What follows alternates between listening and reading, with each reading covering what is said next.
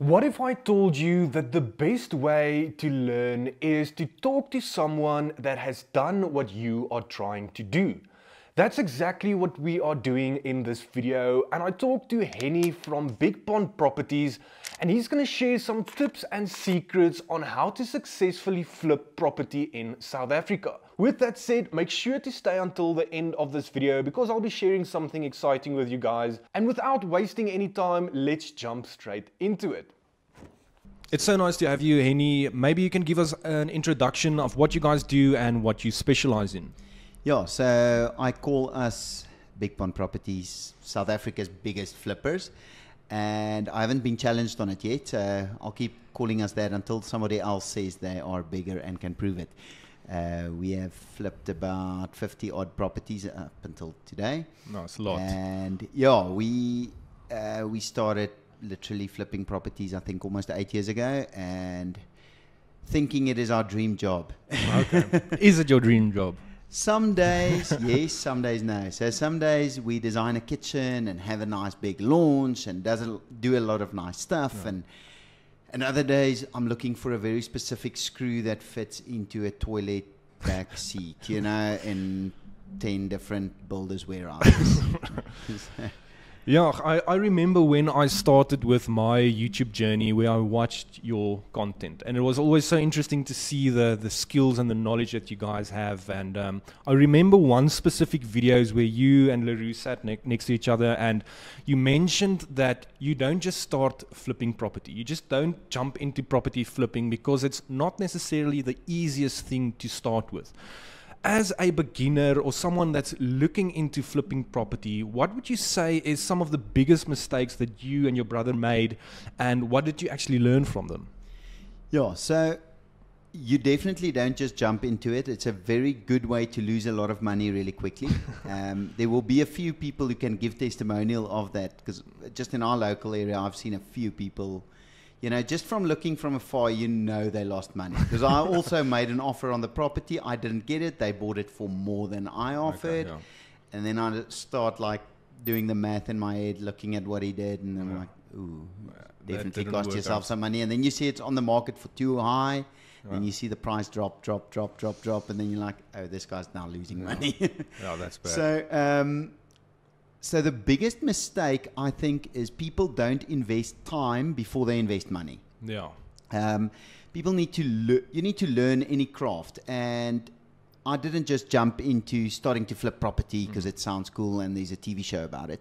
I started working from my first year at university as a real estate agent, literally just looking for properties for other people and starting to learn the craft. I had no idea what I was doing when I started out, literally learning as you go, you know. Yeah. And when it's not your own money you're investing, then it's actually the easiest way to learn and the cheapest way to learn. And obviously also spending a lot of time learning from online courses and videos and reading books and all of this stuff, and then eventually figuring stuff out, and it almost lines up at a certain stage. Yeah. Now, I'm not saying the situation will ever be perfect, but a lot of people just jump into it. Yeah. And sometimes having the ability to jump into it is a risk. You know, somebody can jump into something without knowing what they're doing just because they can afford the house.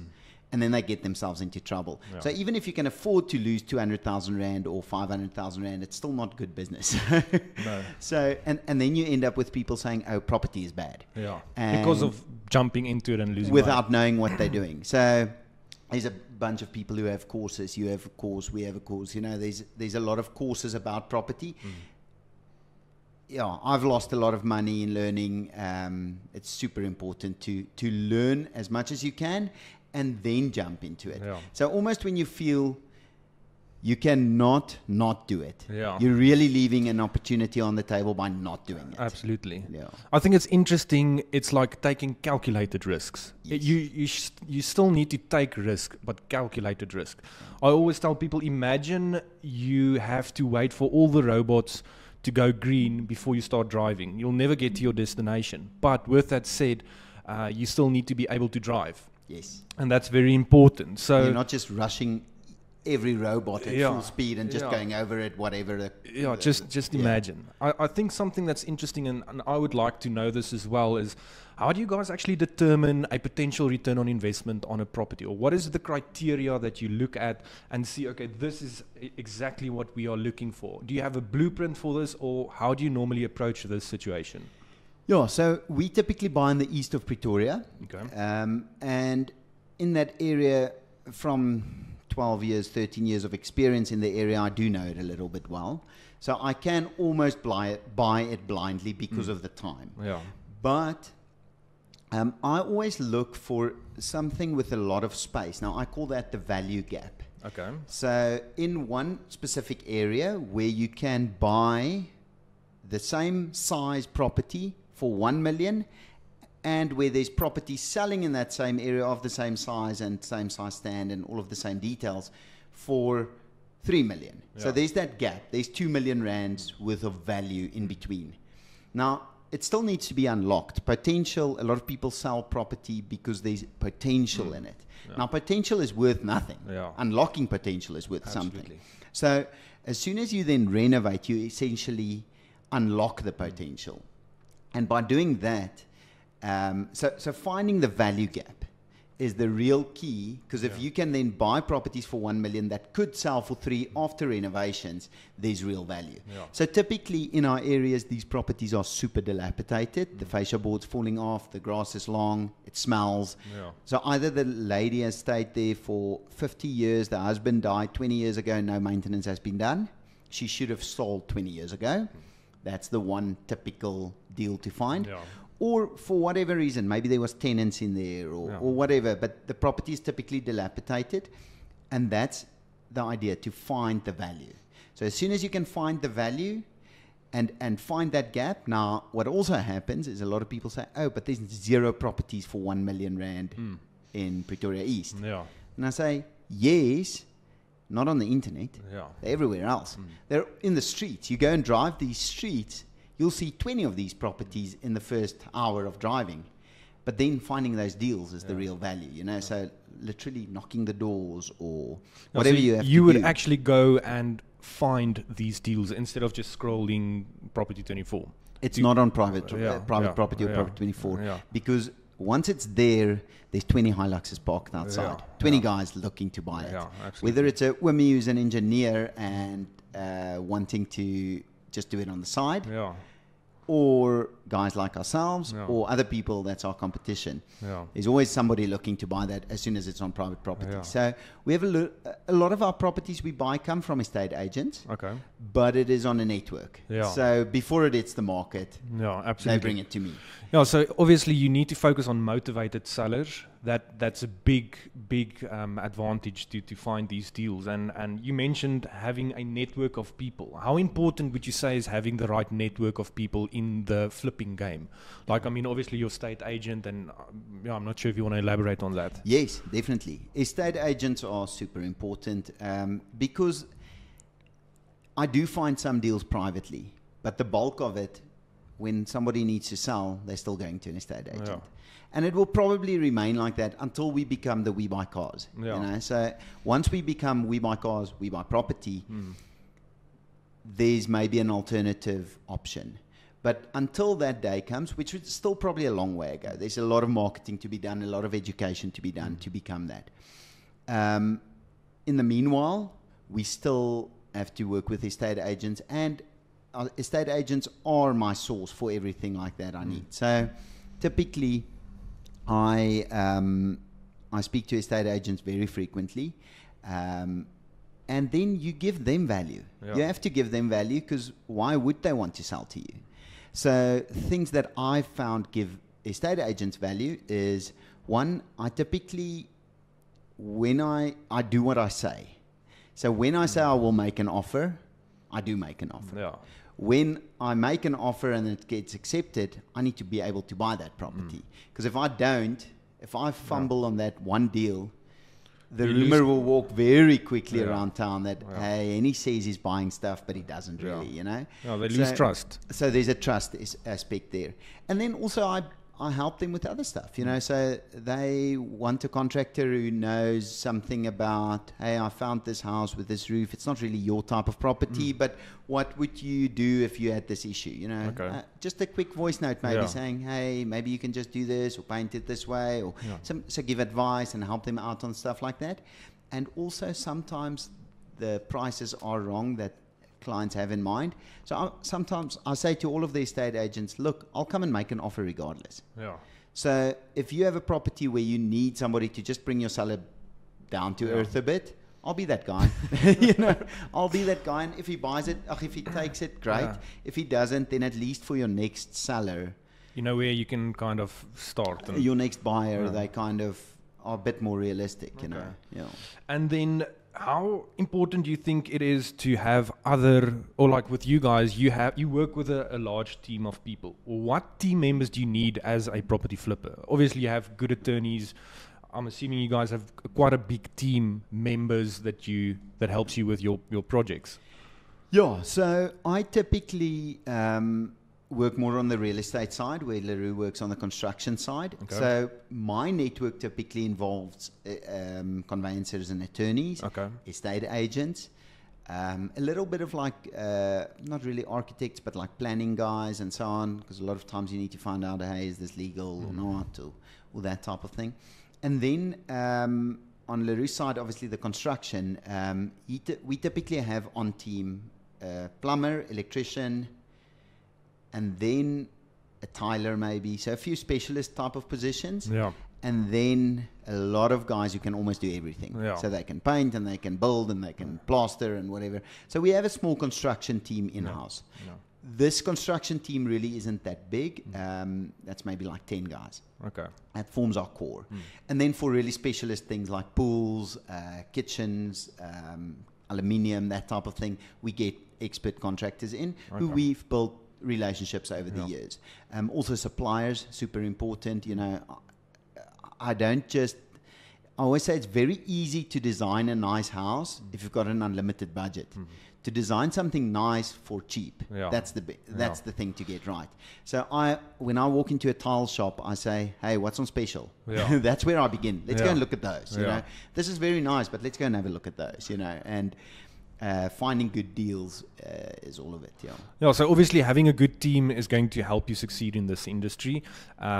With the flipping strategies, I think it's important not to over-renovate. So do you guys have certain ways to look at a property and say, okay, with this property, let's renovate it in a rental budget or a small-ish budget or a medium-sized budget? How do you determine, or what kind of criteria do you have when looking at a property, and how do you decide how much money you will spend on that property? Yeah.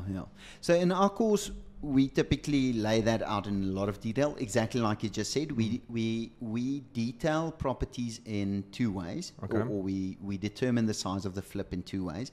The one is small, medium, large, and this is literally how much money are we spending here. Yeah. And this is to play into this thing we spoke about of the value gap, right? So if I bought a property for 1 million, it can only sell for 1.8 million.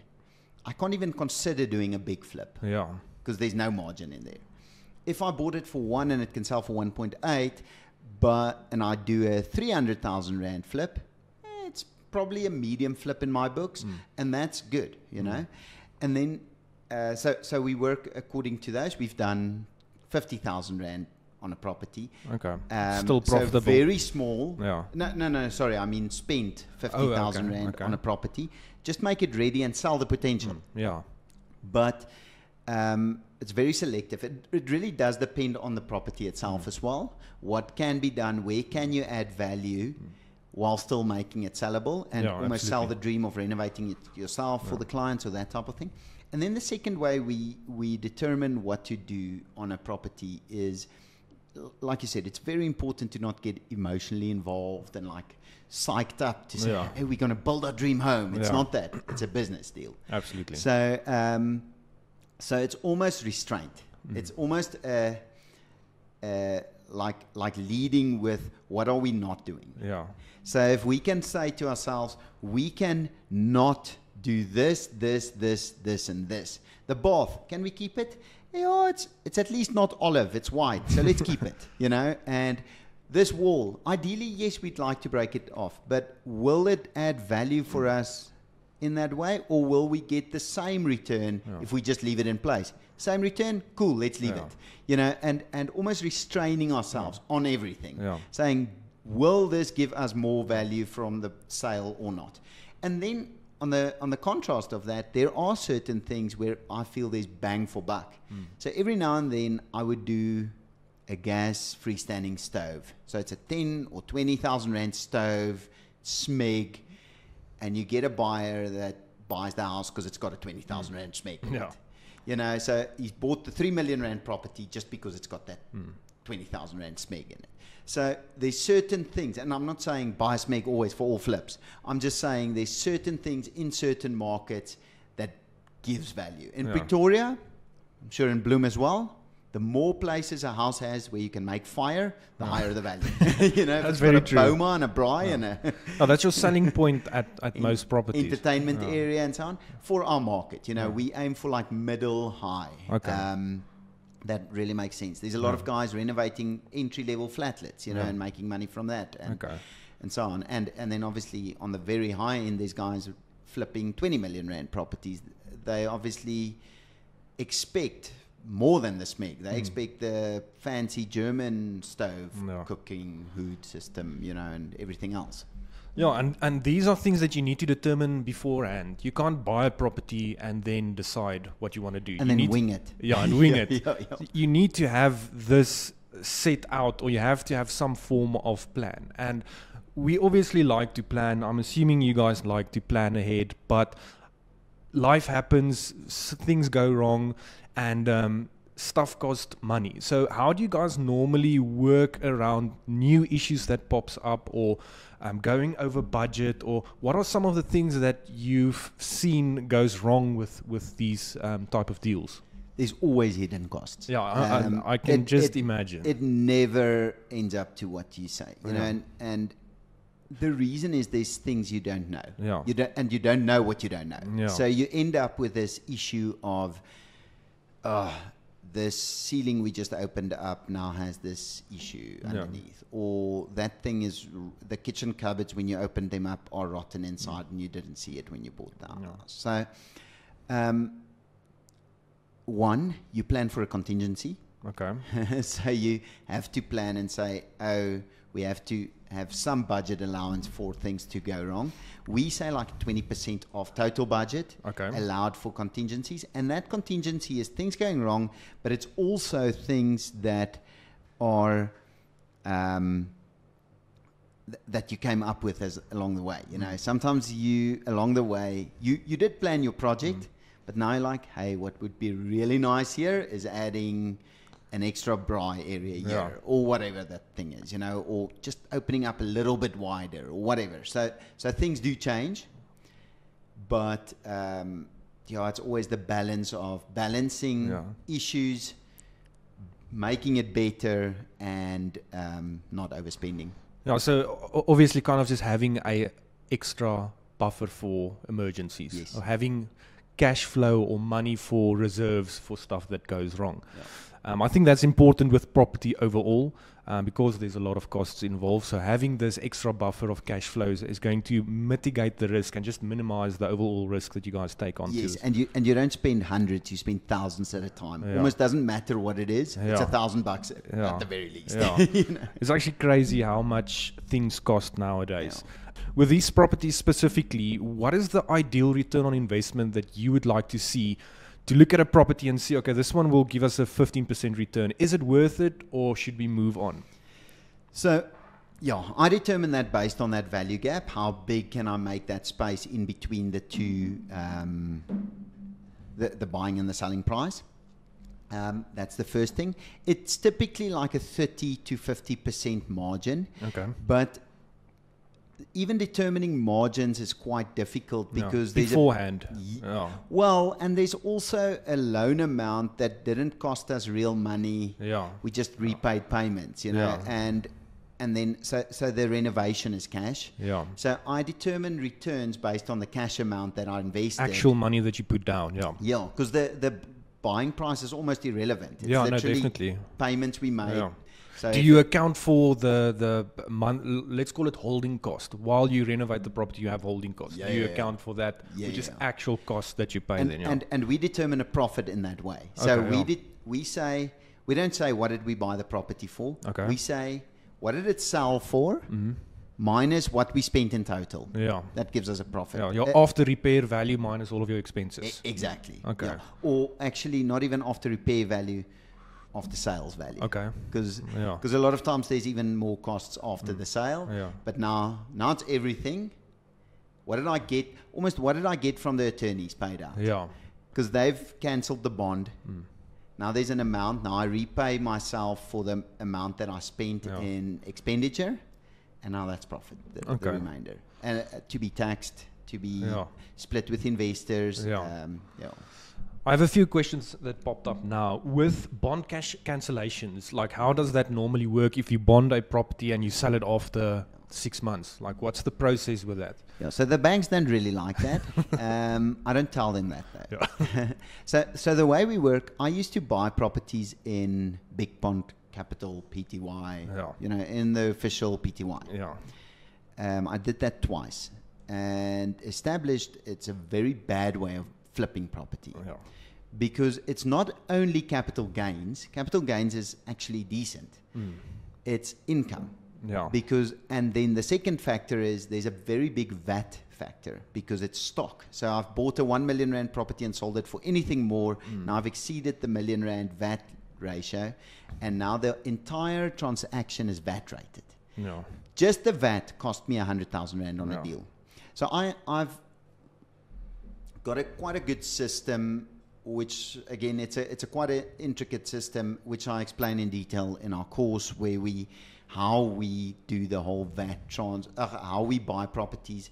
But essentially, I buy to not pay VAT and not pay other taxes as badly, and essentially I buy them in people's names, which I call investors, and the investor gets a profit split. Yeah. So I use them for credit. So the person brings their credit, the ability to buy a house. And secondly, I use their tax person. I use them as a person to incur the tax liability because there are some tax benefits when buying your first property and selling it. Yeah. Yeah, like I say, I go into way more detail in the course and so on. And it is quite an intricate But that's structure. That's you know. cool because your average individual would think buy it. I know with what I do is I prefer buying in separate structures. But obviously my idea is not to sell the properties. So And that's the big difference because Yes. as soon as you sell, you activate a bunch of yes. taxes. So it's important, and that's where that education comes in, that flipping property might not make sense in a trust or a company, and that's where that extra skill comes It in. at the end of definitely the day. makes the most sense in a personal Yeah. name. But I can imagine, because let's say, for example, the person that bought the property or the investor has a lower income tax bracket, you pay little to no tax. It's always so interesting. People make investment decisions based on taxes and not on the return that they receive. Yeah. So people are always obsessed with, but what about the tax? How much taxes am I going to pay? But at the end of the day, if you make money, you're going to pay taxes. That's just part of it. I love that. And so you don't want to pay taxes and not make any money Yeah. to not pay taxes? Wait, Yeah. what? You know, so I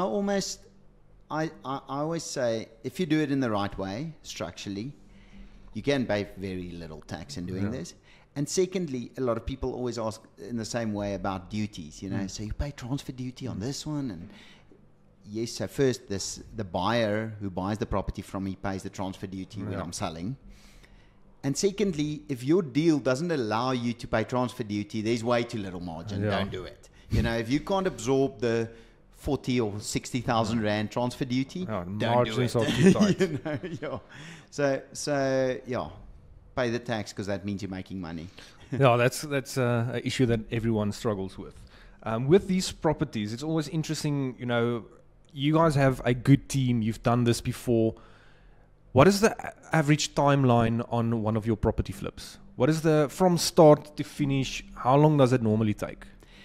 Yeah, so from signing, which then takes 3 months, you know, or 2 months until we get the property on our name, it's about 6 months from from the time that it's on our name to the time that it's off our name. It's typically about 6 months. Okay. So the renovation process is about 10 to 12 weeks.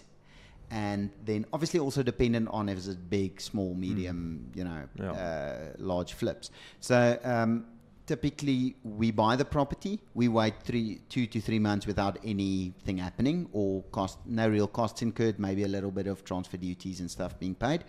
And then the property comes onto our name and then we start renovating and then we start spending money. That's about 10 to 12 weeks.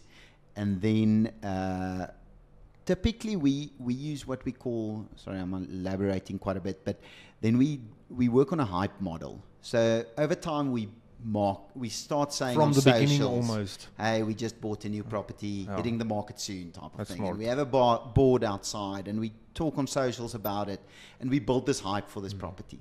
And then we launch on one day. Nobody's allowed to come and see beforehand. I know you're a serious buyer. I know what I don't want to hear it. You can see it on launch night. Yeah, that's cool. And then there's this hype. And then on launch night, somewhere between 60 and 120 people pitch up. Crazy. So we don't launch properties like all estate agents. Yeah. We do a massive launch then. Yeah. And then as soon as we launch on launch night, the last 3 or 4 properties we sold on launch night. That's so cool. Because there's 100 people here. You're looking around. If you're a real buyer, you're like, oh crap, I don't need to sign or I'm going to lose it. Yeah. And people have lost out before and then they're super sad about it. I'm like, well, wait for the next one. Yeah. And then it just builds up for the next one. Exactly. That's so cool. But that's what set you guys aside from your average flipper. Well, yeah. These small details. Yeah. I wish we could cover all these questions, but it's simply impossible to cover everything in such a short session. If you really want to figure out how to flip property in South Africa and you want to do it successfully, Big Pond has a course that they're selling, which is around 6 hours of online content. And we are actually going to launch a promo code of 20%. So if you sign up using Louis Invests, you can get a discount of 20%. And the cool thing about this is if you are really committed to learn how to flip property, this would be the easiest way to get started without making crucial mistakes. So make sure to check that out. Henny, thank you so much for sharing your knowledge. It's so interesting to hear about what you guys do, and it's nice to have you here. Awesome. Thank you very much. Yeah, just thanks for having us. And if you... Just a little disclaimer on that. Our course is for property flipping. Yeah. It's to teach you to flip your first property. It's not investing. It's not going to teach you to buy rentals. It's none of that. We are flip experts. So it's specialized for flipping your first property. So if you need to invest and learn to invest, he's got a course as well, right? Yeah. I'm focused on longer term investing. Yeah. They focus on short-term investing. So either way, you can benefit from either of these courses.